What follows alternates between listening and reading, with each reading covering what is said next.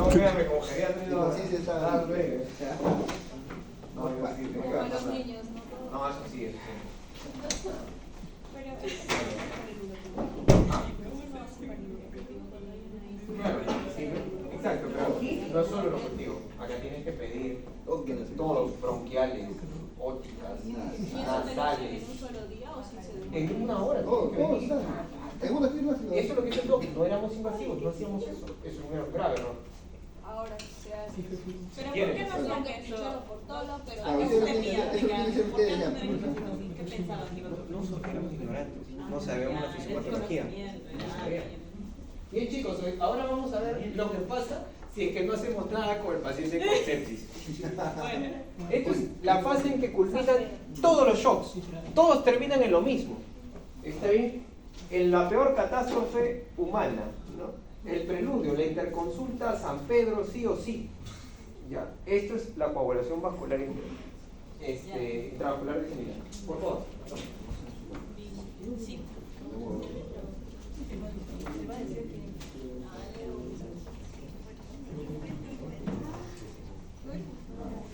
Ay, no listo.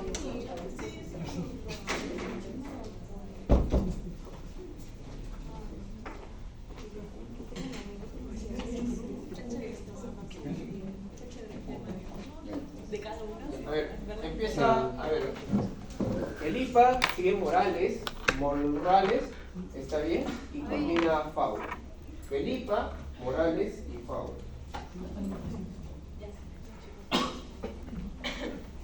Ya, buenas tardes. El día de hoy les vamos a explicar sobre lo que es el DIC, que es coagulación intravascular diseminada.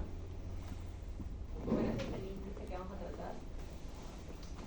Entonces, ¿qué es el SIT? Es un trastorno trombohemorrágico porque en este trastorno se puede dar lo que es el trombosis o también hemorragia. Entonces, este es secundario a un trastorno subyacente, como pueden ser lesiones infecciosas o lesiones infecciosas. En las lesiones infecciosas tenemos lo que son los traumas, pueden ser traumas graves, y las lesiones infecciosas, como ya se mencionó anteriormente, el sepsis. Entonces, los principales mecanismos patológicos. ¿Qué tenemos acá? En el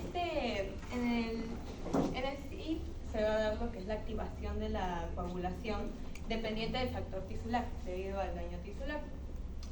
Luego también se va a dar el control suficiente de las vías anticoagulantes, lo que va a promover lo que es un estado protrombótico.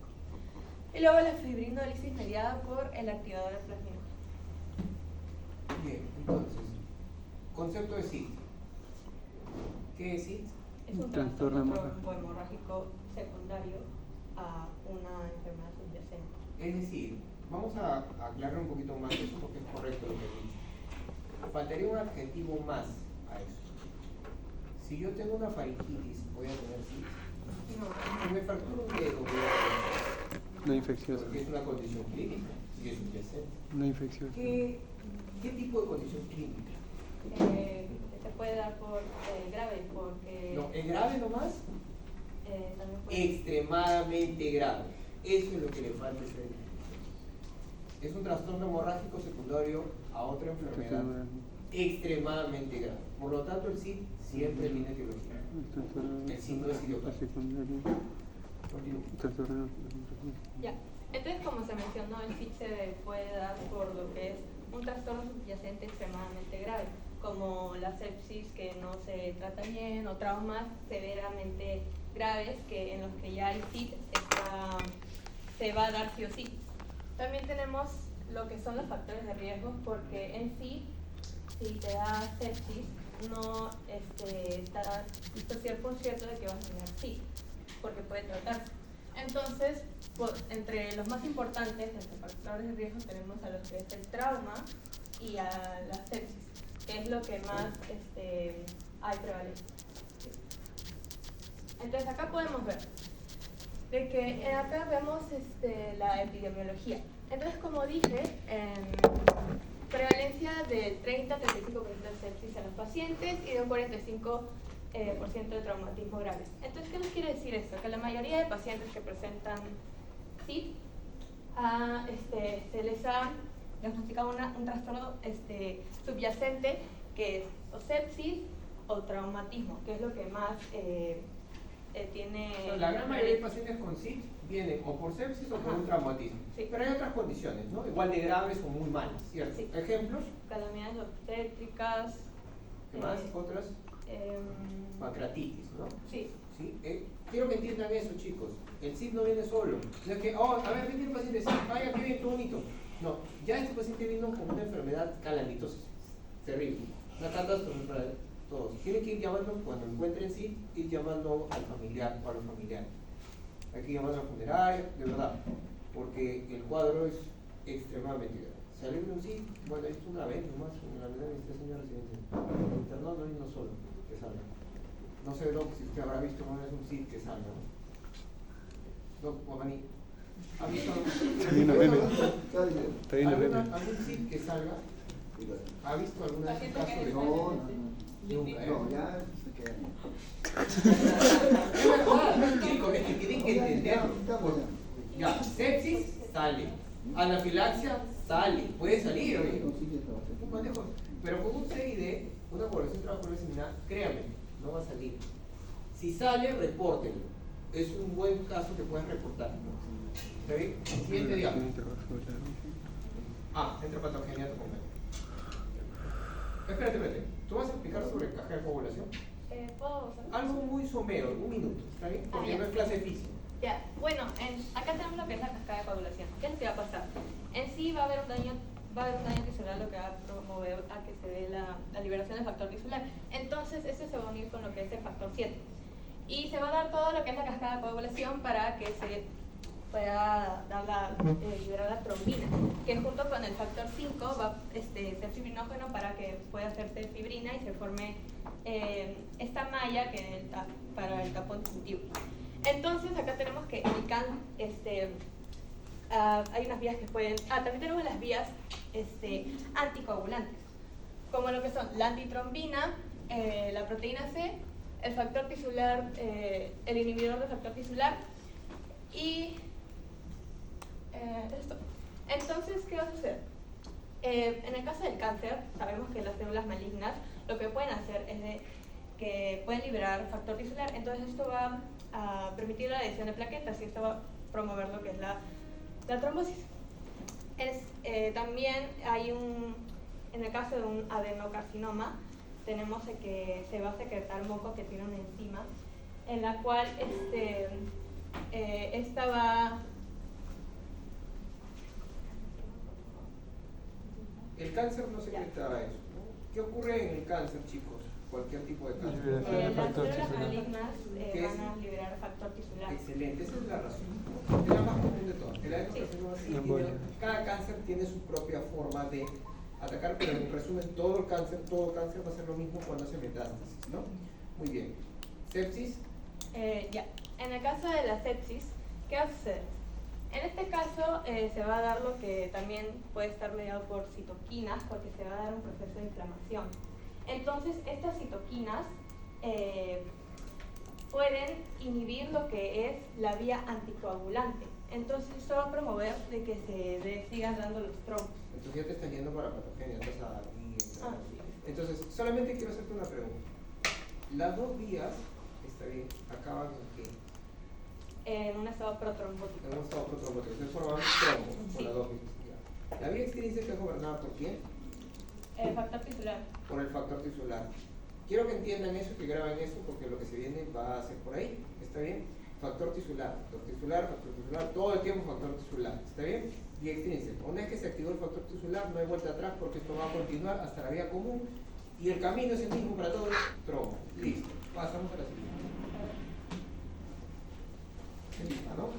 Sí.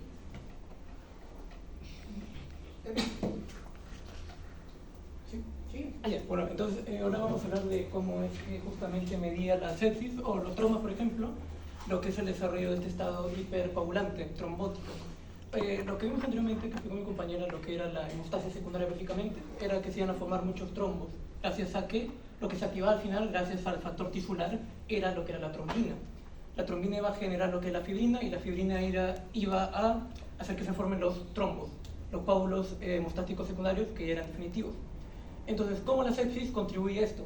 Justamente se debe a que la sepsis se produce un estado de inflamación sistémica, en el cual se reclutan varios leucocitos en varias partes del cuerpo y liberan varias citocinas proinflamatorias.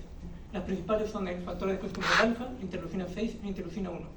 Justamente estas citocinas van a favorecer a lo que es el desarrollo del endotelio, que se active. Cuando el endotelio se activa, va a empezar a expresar bastante lo que es el factor tisular. El factor tisular, vimos allá, que era lo que inicia la cascada de coagulación para que se active la trombina. Además, el factor nucleotumoral tiene un efecto que va a ser inhibir una de las vías anticoagulantes. Las vías anticoagulantes normalmente se expresan en lo que es en el endotelio sano, para que el trombo solo se dé entonces en el endotelio lesionado. Pero en sepsis lo que pasa es que hasta el endotelio sano deja de expresar esas vías anticoagulantes. En el caso del factor nucleotumoral alfa, inhibe lo que es la vía de la proteína C. Acá podemos ver en esta imagen lo que es la relación entre la coagulación y la inflamación. Comencemos por esta parte de acá, en la cual hay muchas condiciones, como dije, la sepsis, aunque también puede ser el cáncer o pueden ser las calamias obstétricas, en la cual se ve aumentado el factor tisular en el endotelio. El factor tisular iba a generar finalmente, después de la cascada de coagulación, la trombina. Y la trombina iba a mediar la formación de trombos mediante la formación de fibrina a partir de fibrinógeno, que iba a agregar las plaquetas con mallas para que se forme el coágulo. Algo importante acá es que la trombina, a su vez, es un mediador de la activación plaquetaria, al igual que el fibrinógeno y la fibrina. En este caso de la trombina es que las plaquetas tienen receptores para la trombina, que son los receptores activados por proteasas, que se llaman PAR. Están también leucocitos, pero en el caso de las plaquetas, cuando Solo al lado izquierdo, solamente habla de plaquetas.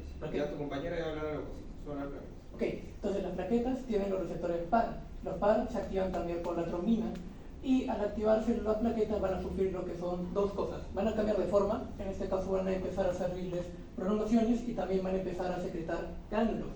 En este caso hay dos tipos de gránulos, los gránulos alfa y sigma. Pero lo importante aquí son los gránulos alfa. Esos gránulos alfa de las plaquetas contienen en su membrana una selectina, que es la P-selectina. Entonces, cuando el gránulo se libere, la membrana de gránulo se fusiona con la membrana de la plaqueta y entonces en la membrana de la plaqueta queda la P-selectina. Esa P-selectina hace que la plaqueta adquiera dos capacidades nuevas. Una, que puede pegarse en el endotelio, y dos, que puede pegarse ahora a los leucocitos mononucleares, como los monocitos y macrófagos.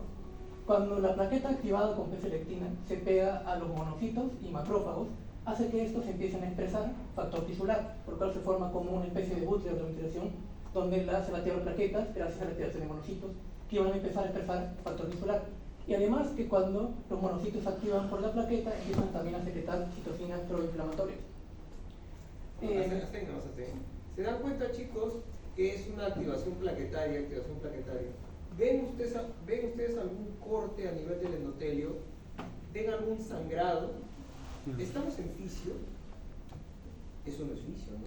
Eso es fisiopato, ¿no? Estamos en una enfermedad, ¿cierto?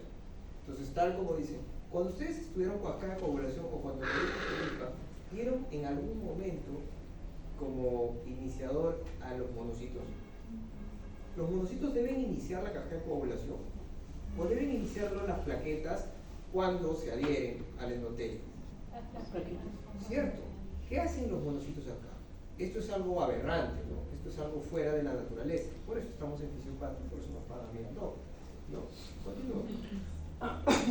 Bueno, en el caso de también que los leucocitos, los leucocitos mononucleares, como los monocitos, tras activarse por las plaquetas, iban a liberar factores proinflamatorios, como las citocinas que vemos ahí, que iban a favorecer a la coagulación mediante la inhibición de las vías anticoagulantes en el endotelio sano. Habla de los neutrófilos también. Sí, ya. En el caso, vimos que el factor tisular activaba lo que eran las plaquetas, pero también el factor tisular, cuando se une a lo que es el factor número 7 de la coagulación, que es el inicio de la cascada de coagulación, también ese complejo de factor con el factor 7, factor tisular con factor 7, es reconocido por el receptor PAR2 de los leucocitos y de los neutrófilos especialmente. Además, la trombina, también, que es el producto final de la cascada de coagulación, es reconocido por el receptor PAR1, 3 y 4 de los neutrófilos. Y además la fibrina, que es el producto de la trombina, también es reconocido por los receptores tipo TOL4 de los neutrófilos.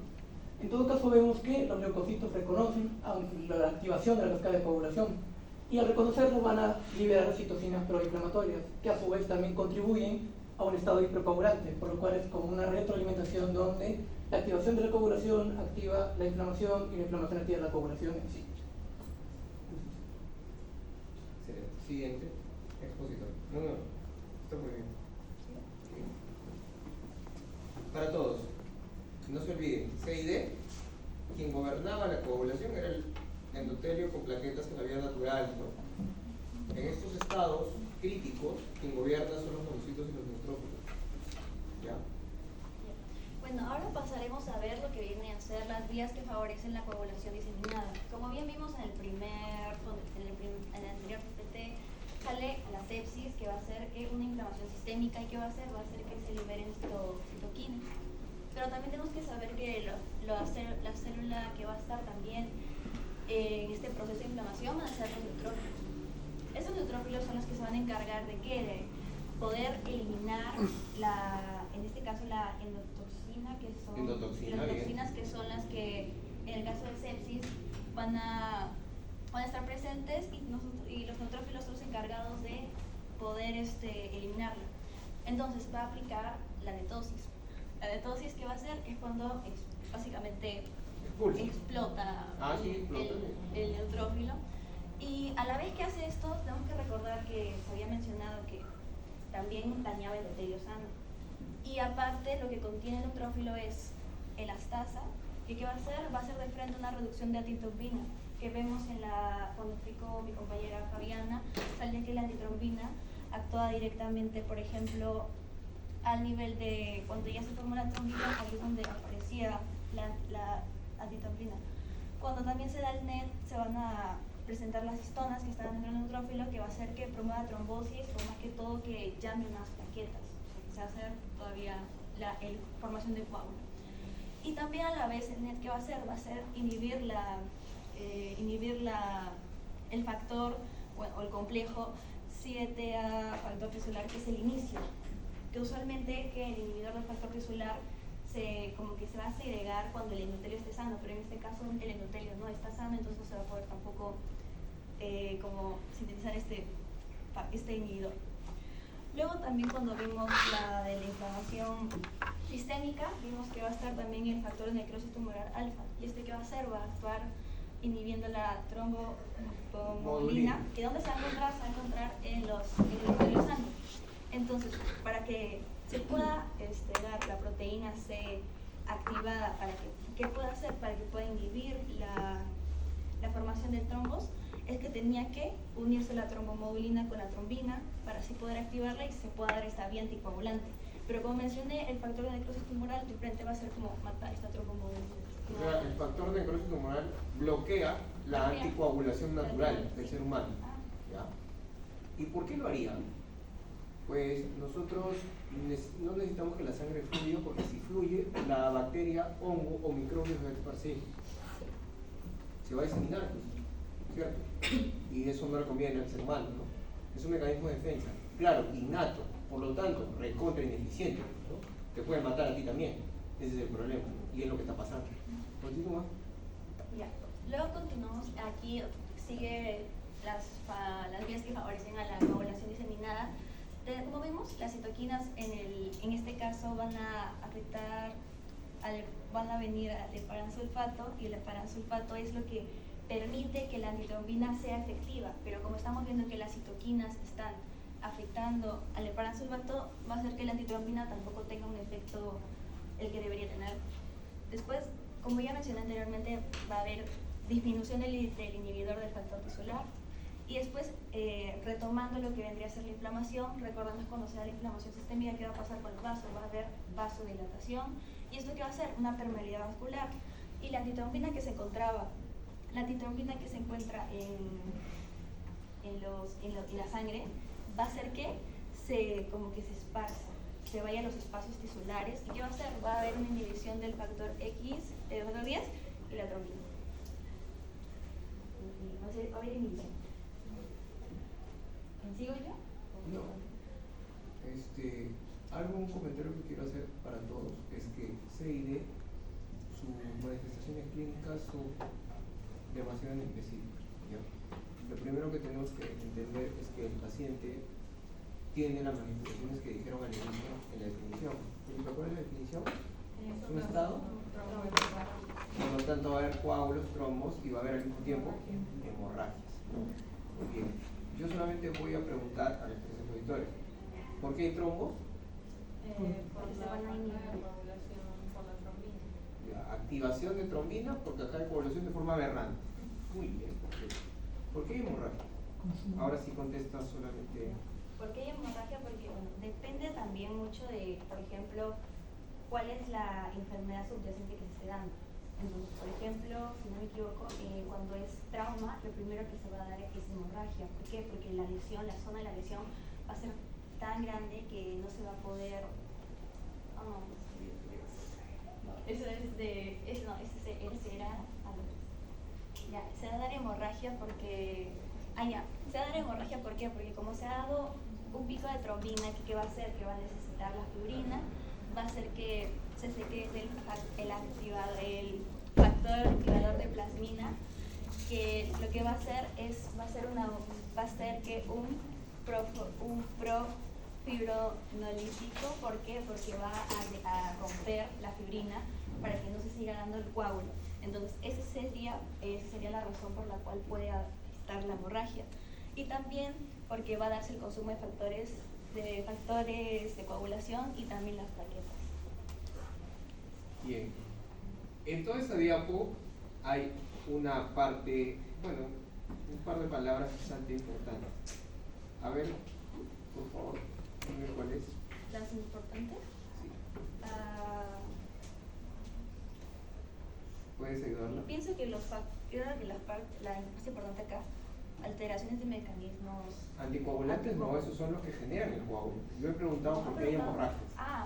Entonces sí, pensé que me preguntaba en general. Ya, consumo de factores de plaquetas y... No dije más, está bien, perfecto. Chicos, el problema es que los trombos se están formando en un montón de lugares, en capilares, por ejemplo. Yo les dije la longitud de los capilares al inicio de la clase teórica hoy día, ¿no? Ya se imaginen que se formen trombos. ¿Y cómo llegarías a hacer tantos trombos? Necesitarías un montón de plaquetas, ¿no? ¿Qué haces con las plaquetas? Las consumes. Ya no tienes plaquetas. Ahora, si no tienes plaquetas, va a haber hemorragia. Muy bien, chicos, así de sencillo. Yo no tengo más comentarios, yo creo que debe quedar bien claro. Espero que hayan traído un caso clínico para poder verlo. ¿Sí? ¿Sí lo tiene? A ver.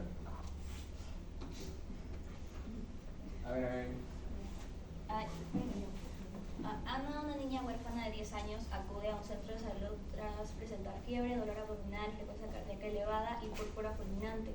Se le realizaron exámenes, entre ellos un recuento de hemoglobina, pruebas de coagulación globales y cultivos microbiológicos. 4 días después de su ingreso salen los resultados del cultivo: Salmonella typhi gram negativo. Tifi. No es inglés, es latín. Ya, para ese momento el cuadro había empeorado y se le administraba heparina no fraccionada. Sin embargo, la paciente no presentó mejora y fallece el 5º día de su ingreso. ¿Qué factores de riesgo encuentran ustedes para coagulación intravascular diseminada? No, pero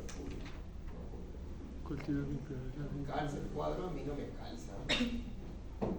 ¿De dónde bajaron el cuadro? Porque eso no lo inventó ustedes. ¿Lo inventó ustedes? Púrpura fulminante es un término que suena a ChatGPT, ¿no? Pero... Porque, ¿qué es púrpura fulminante? Que le íbamos a presentar en manifestaciones de que iba a ser como... Sí, un rato te repetición. Quiero saber qué es. Es una manifestación clínica de sí. Exactamente. Cuando ustedes ven púrpura, está bien, la púrpura puede verse en muchas cosas. Yo les dije, caída de plaquetas es púrpura. Pues si esto ocurre en un contexto crítico, a eso se le llama púrpura fulminante. Es un signo clínico preludio de muerte. A ver, retrocede, ponte la imagen.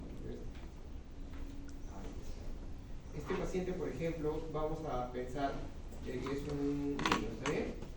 Un niño que ha sufrido un trauma, ¿está bien? Politrauma, ha caído desde un bus a 600 metros hacia abajo, ¿está bien? En un accidente de tránsito.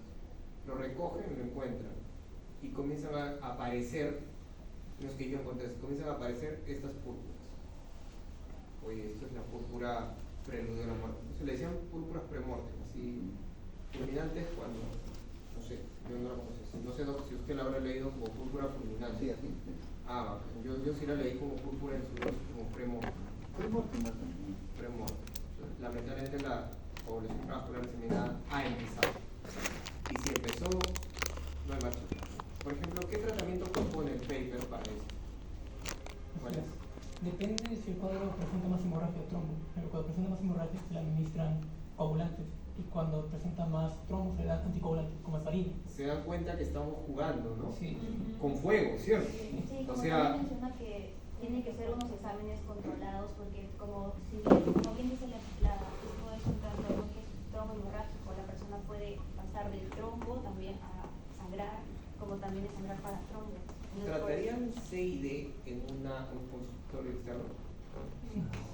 Ay, busco especialista de CID, encontré una vez así en Facebook, ¿no? Compra-venta libre. Especialista de CID, por favor, el número de su consultorio. Le puse me divierto nomás, ¿no? O sea, un momento. Bueno, ahora entiende la situación, ¿no? Por eso hay memes. No sé, Doc, si tiene algún comentario. No, el caso clínico Hay que analizarlo. Sí. Este estaba acá. Ya, porque mira, si vino con púrpura, ¿qué significa la púrpura? ¿Qué cosa es una púrpura? que cuando está a la vez que está necrosado, como va a estar ahí presente el trombo, va a estar presente el trombo, va a estar presente que hay una necrosis del tejido, pero a la vez se va a ver una parte que va a representar la hemorragia. Es como una No, combinación. por eso, la púrpura, ¿qué cosa es? ¿Es un trombo, una hemorragia? Es un trombo. ¿Es un trombo? Un trombo es una Una hemorragia. Hemorragia. La púrpura es una hemorragia, no es un trombo. ¿Ya? Y esa es una acumulación de sangre en la piel que puede, ¿no? Ya si va creciendo va cambiando de nombre, hematoma, ¿no? Ya, pero púrpura es un sangrado. Pues si llega con sangrado porque le han dado heparina no fraccionada, ¿no? Ya, si está sangrando, ¿cómo le voy a poner heparina, no? Va a favorecer a que sangre más. ¿Te das cuenta? Ya, bueno, en este caso, ya ingresó para hacer los cultivos, pues que 4 días después sale el resultado, ¿no? Ya, bueno, en 4 días ya había empeorado. Ya, murió el 5.º día, ¿no? Ya, entonces, bueno, vamos a los laboratorios. Entonces, mira, ¿cuánto de plaquetas tenía? Se supone que ese es el 5.º día o el primer día, esos exámenes. El primer día, ya, vamos al primer día. Un paciente de 10 años con fiebre, dolor abdominal, ¿no? Probablemente otros síntomas más, pero no lo menciono. Básicamente, dolor abdominal, fiebre, eso nos da a subir algún cuadro infeccioso, ¿no? Le toman los exámenes buscando algo relacionado a eso y en el hemograma le van a ver recuento de plaquetas. 50.000 unidades, ¿no? Tiempo de protomina está aumentado, el recuento del dímero D también está aumentado, el nivel de fibrinógeno está disminuido y la hemoglobina está disminuida, ¿no? Ya, entonces con esos criterios, ¿qué órganos están afectados ahí?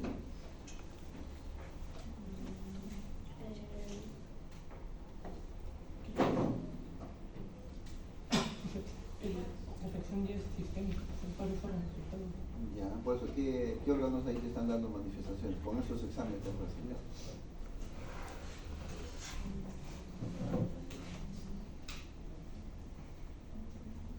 Bueno, ya vamos un poquito más. Ya.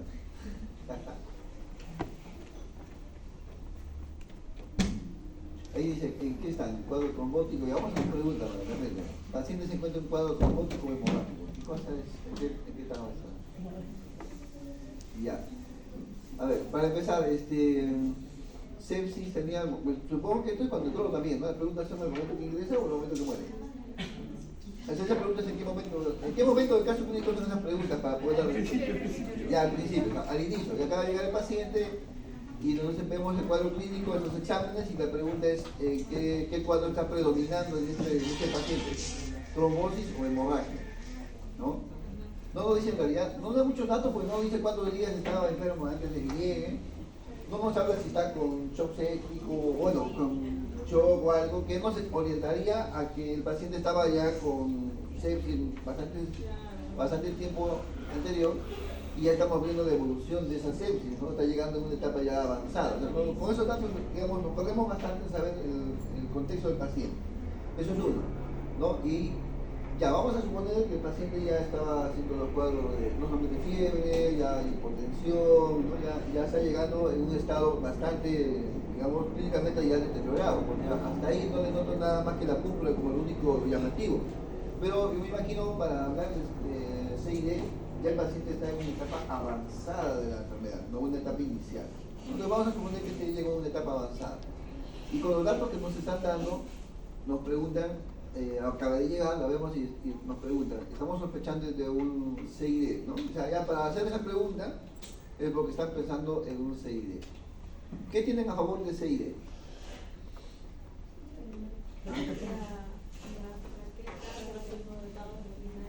Plaquetas disminuidas son CID, no siempre, ¿no? O sea, por eso es que es importante el diagnóstico diferencial, ¿no? O sea, de hecho, yo no puedo catalogar esto con estos datos de frente de CID. O sea, que directo no lo voy a catalogar como CID. Lo que tengo que hacer antes de llegar al diagnóstico es ver los diagnósticos diferenciales, porque por ahí empiezas a poder encasillarte qué estás enfrentando, ¿no? Entonces yo veo plaquetopenia hay muchas causas de plaquetopenia, no es solamente el CID, hay muchas causas. Entonces plaquetopenia de hecho no me va a decir de frente que es una CID, ¿no? ¿Qué más? Bueno, la presencia de la púrpura fulminante, que es una característica, no es una púrpura. Bueno, la púrpura, ¿qué cosa es en definición? Púrpura.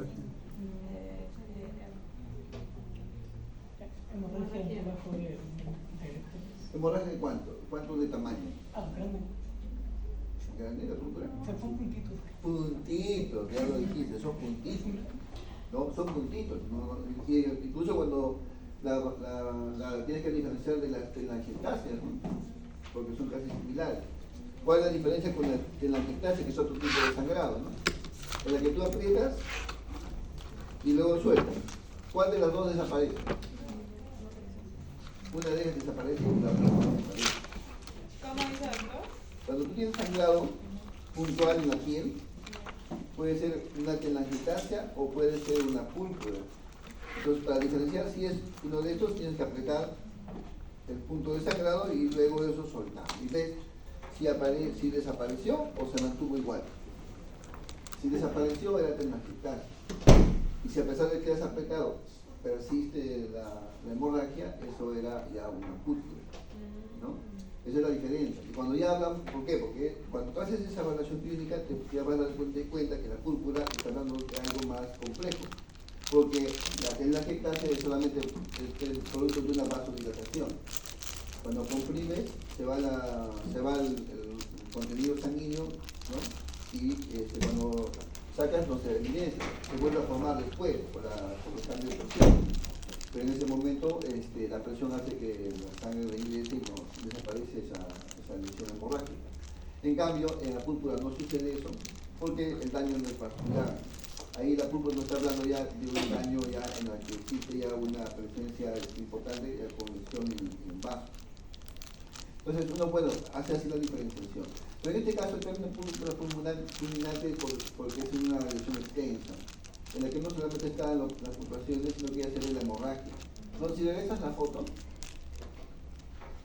ahí, acá hay una foto, esto es una púrpura, ¿no? Esto es una púrpura. Estas son las púrpuras, acá tiene varias, ¿no? Esto ya es, ¿qué cosa? Ya, claro, pero ¿qué cosa es más extenso, ¿no? Hematoma. Este es un hematoma, esto es un hematoma. Bien. La lesión que nosotros queremos ver no es esta, de acá esto está de una púrpura, ¿no? Eso ya es, ¿qué cosa? Eso ya es hematoma, mucho más extenso. Una púrpura es esta de acá. ¿Y le debemos hacer presión Claro. para ver si se puede? Claro, este de acá, por eso te digo, esa foto de acá ya está correspondiendo a un paciente ya pre-mortem, ya para morir, ya, ¿entiendes? Pero cuando está empezando, va a empezar con esas lesiones puntuales. ¿Ya? Un CID va a empezar con esos puntitos. Tú tienes que probar, porque aprietas, no desaparece y estamos con púrpura. Pues. Si tú aprietas y desaparece, eso no es púrpura, eso no tiene que así vas avanzando. Entonces, una vez que vamos a suponer que ese paciente le hicimos esa evaluación y estamos seguros de que estamos frente a una púrpura, y en esa presencia de púrpura, ahora vemos que tiene pocas plaquetas. Lo primero pensado en una niña y esas características, lo primero que he pensado hubiera sido en una trombocitopenia, en este caso, que también tiene por nombre púrpura, que no se sabe la causa y que es autoinmunitaria, que es la púrpura, ¿cómo se llama? Trombocinopénica idiopática, ¿no? Entonces la TPI, púrpura trombocinopénica idiopática. Lo primero que voy a pensar es en eso, porque también coincide con todas las lesiones, hace también eso, también hace plaquetopenia, hace todo. Pero ¿qué es lo que lo diferencia frente a una PTI con este cuadro? Es que la PTI no tiene un cuadro infeccioso, o sea, no se desencadena por una infección. No hay fiebre, de repente en el camino aparece como parte ya de la enfermedad en sí, pero no empieza con una infección, es una enfermedad autoinmune, ¿no? En cambio ese de acá tiene como antecedente una infección. O sea, para hablar de CID, y eso les preguntan en el examen y siempre caen, ¿no? Es que, ¿qué cosa tiene que haber? La CID se presenta en el contexto de un paciente con generalmente sepsis en su mayor parte, ¿no? Y excepto los cuadros que han mencionado no sépticos, en los cuales la lesión es realmente catastrófica para que dé esta consecuencia, ¿no?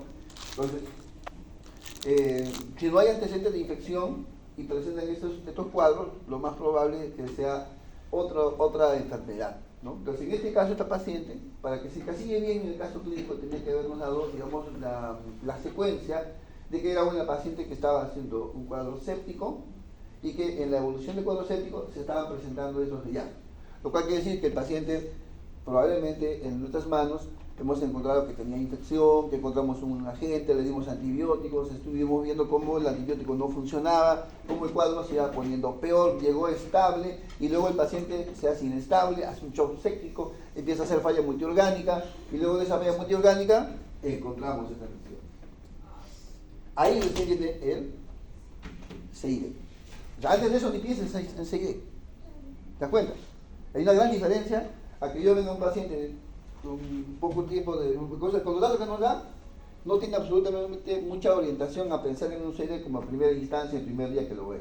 Porque no tiene de historia la característica clínica en la cual se presenta este cuadro. Doctor, entonces los valores que pusieron en el caso, ¿a qué nos puede dar a entender, como usted preguntó, qué órganos exactamente usted sabe que estoy? Ah, claro. Es que para eso estamos hablando que en sepsis tiene que haber falla multiorgánica, ¿no? Cuando hablas de primero de ¿qué órgano está? Ya estamos hablando de hígado, ¿no? Cuando hablamos de plaquetas, médula ósea, ¿no? ¿Qué más? Bueno, hemoglobina también es médula ósea, ¿no? También podría ser, ¿qué más? Fibrinogenio, pues básicamente acá los marcadores que nos han mandado son marcadores hepáticos y también sanguíneos, ¿no? Médula ósea que están ahí relacionados. Cuando dos sistemas alterados estamos viendo, probablemente se hubieran ampliado y presentado un cuadro completo de un paciente característico de cómo es un CID, tendríamos más información. Pero yo creo que ustedes han tratado de sintetizar, ¿no? Pero que quede bien claro en qué momento aparece el cuadro del CID. Porque en las preguntas de teoría les ponen eso. Ya les ponen y le ponen CID y definiciones, o le ponen un caso clínico y le ponen alternativas, casi todas en relación al CID, y una que no tiene nada que ver, y esa es la respuesta, porque no es CID lo que están viendo, ¿no? O sea, te empujan en las alternativas, de 5 alternativas, 4 te ponen relacionadas al CID, y una te ponen que no es CID. Pero si tú ves el cuadro, la presentación clínica, no es CID, pues, ¿no? Entonces la respuesta ya está cantada. En esos casos. No tienes que saber identificar qué cosas están viendo, ¿no? Bueno, entonces vamos a suponer que sí, hemos hecho la evaluación y sí es un CID, ¿correcto? O sea, el CID no es un diagnóstico inmediato, ¿ya? Es de descarte, es una consecuencia de un cuadro previo. Si este cuadro no infecciosa, de hecho tiene que manifestarse pues, el trauma extremo, ¿no? Una pancreatitis. ¿Podría ir con pancreatitis eso? Sí, podría ir con pancreatitis, ¿no? Hay fiebre, dolor abdominal, ya puede ir, pero pancreatitis tiene que ser pancreatitis severa, lo cual significa que la paciente debería estar pues ya en trauma shock, ¿no? Llega en un estado avanzado, porque en vez de hacer una pancreatitis leve, moderada, no va a ser un SID, tendría que ser mucho más complicado, ¿no? O sea, sí, puede dar, pero y eso cuando tiene su caso clínico también tiene que discutirlo así, ¿eh? Que a veces en sus diagnósticos diferenciales no consideran mucho, ¿no? Bueno, entonces sigamos. Ya, suponiendo que estamos en un paciente con CID, ya lo hemos corroborado, ¿qué está predominando? ¿El cuadro trombótico o hemorrágico? ¿Qué dicen? Hemorrágico. ¿Hemorrágico? ¿Qué dicen ustedes? Hemorrágico. ¿Hemorrágico o trombótico? ¿Qué es primero? ¿Qué es primero? ¿La hemorragia? El trombo. ¿O primero es el trombo y luego viene la hemorragia? ¿Qué es primero? ¿O los dos simultáneos? Primero es el trombo y luego la hemorragia. Primero es el trombo y luego la hemorragia, ¿no? En este caso, la paciente está mostrando algunos signos ya de sangrado, lo cual quiere decir que ¿qué es lo que más predomina en esta paciente? El trombótico, ¿no? El trombótico, pues de hecho, es que justamente por eso es que la clínica, el cuadro clínico con lo que queremos analizar no coincide. ¿Por qué? Porque los datos no están precisos. Porque para hablar de trombosis, tendríamos que no solamente ver, bueno, ¿dónde se da la coagulación? La trombosis, ¿dónde se da? ¿En qué parte? ¿En cuerpo? Se da en la espalda, en el abdomen, en la cara. ¿Dónde se da la trombosis o CID? Vasas sanguíneas. ¿Ah? Vasas ¿Diseminada? sanguíneas. Vasas sanguíneas. Está en su diapositiva, revisa su diapositiva, ahí está. Ahí está. Ahí están todas, ahí está, ahí lo han escrito. ¿Dónde vas a encontrar tú las trombosis? Acrocianosis. ¿Qué cosa es acrocianosis? Acrocianosis, ¿dónde es? A tus dedos. Dedos. Acá, dedos primero. ¿No? Y si eso avanza más, vas a encontrar prácticamente la trombosis de vasos grandes, porque una cosa son de acrocianosis de los vasos chiquitos, pues, ¿no? Que son los que vas a ver en la piel. Pero ya cuando te habla de gangrena, es que esa trombosis ha afectado un vaso grande, ¿no? Un vaso sobre todo de las extremidades. ¿Y por qué? ¿Por qué más en las extremidades? Porque antes de cada CID tienes que tener falla multiorgánica y el cuadro séptico, el shock séptico, bueno, sepsis va con hipotensión, disminución de su flujo circulatorio. Entonces eso va a hacer que las partes vitales del cuerpo sean abandonadas por el sistema autónomo. No se sabe muy bien que el simpático ¿qué hace? Cuido cerebro, cuido riñón, cuido corazón, ¿no? Priorizo. Y los demás órganos después, ¿no? Y eso es lo que pasa. Las extremidades son afectadas porque hay disminución en el flujo y con este evento protrombótico es más fácil que haga la trombosis. Justamente porque hay disminución también en el flujo, en la presión de las extremidades. Por eso es que van a ver primero ahí, donde va a empezar. Obviamente no es solamente ahí, sino que empieza ahí.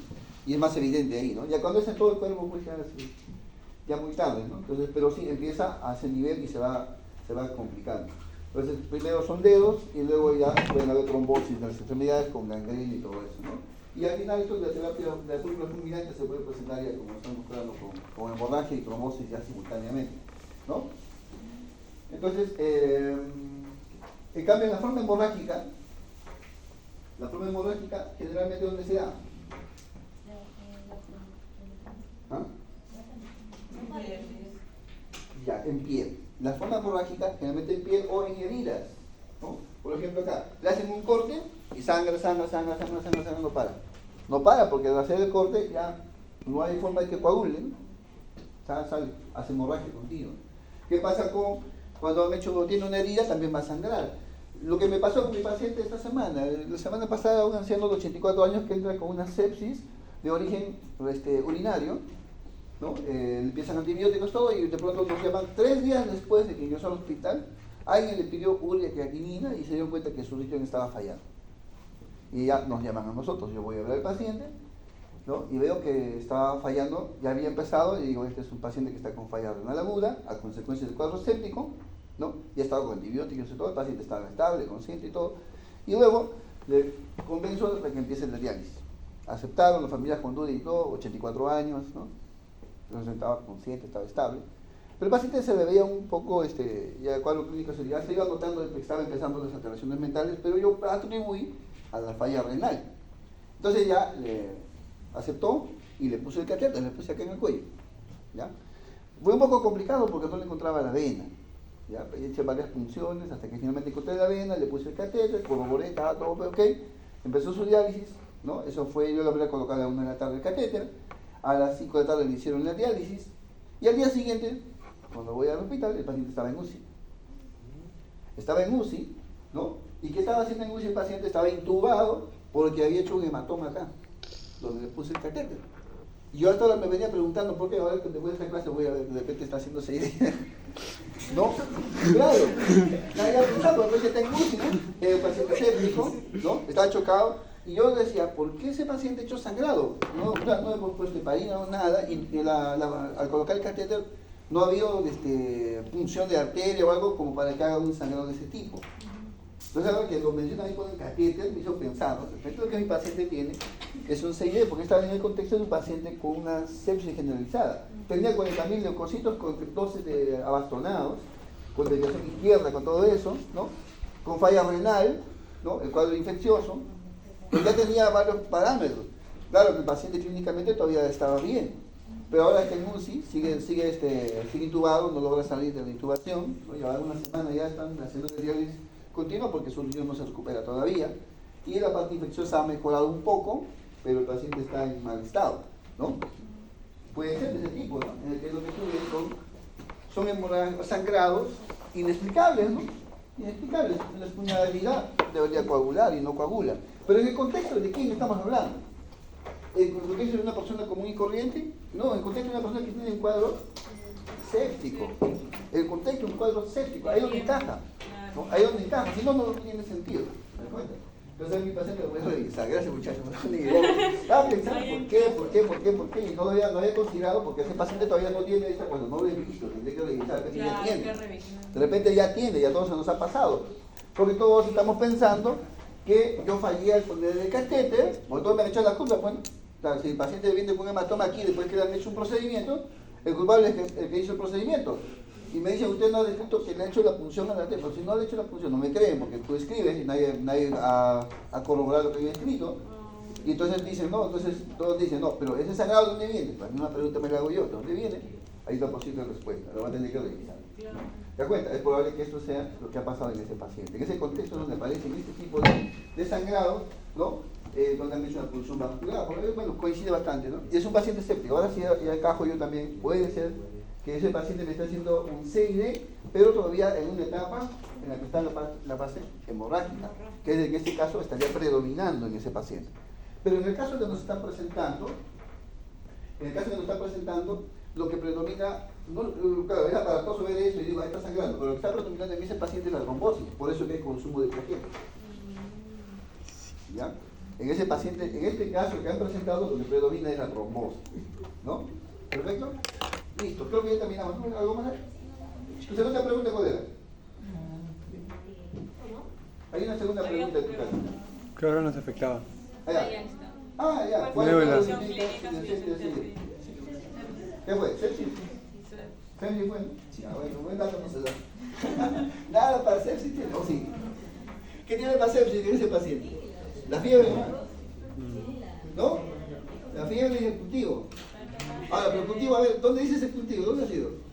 Cultivo, no. No dice si fue positivo, ¿no? No, sí salió por positivo, pero cultivo ¿en dónde?